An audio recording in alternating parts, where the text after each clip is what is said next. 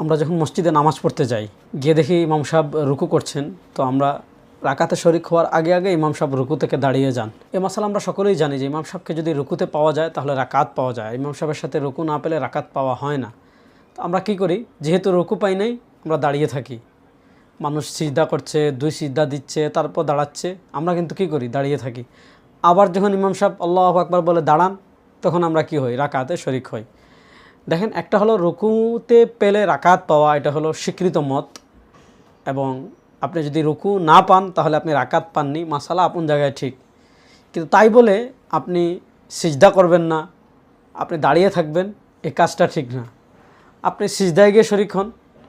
আপনি তো 1 রাকাত শেষে তো এমনিতেই কি করবেন, আপনি কাজা তো করবেনই, কিন্তু আপনি 2টা সিজদা যদি বেশি করেন, আপনি যদি 6 বার সুবহান রাব্বিয়াল আলা পড়েন, আল্লাহুম্মা গফিরলি ওয়ারহামনি ওয়াহদিনি ওয়ারজুকনি, এই দোয়াগুলো যদি পড়েন, এগুলোতে তো ক্ষতি নাই। তো আমাদের দেশে দেখা যায় রুকু না পেলে মানুষ দাঁড়িয়ে থাকে আরেক রাকাত শুরু হওয়ার আগ পর্যন্ত। এক্ষেত্রে আমাদের পরামর্শ হবে, আপনি দাঁড়িয়ে না থেকে নামাজেই শরিক হয়ে যান। যে হালতে ইমাম সাহেবকে পাবেন ওই হালতেই আপনি শরিক হয়ে যান, তাসবিহ পড়েন, দোয়া পড়েন, সিজদা করেন।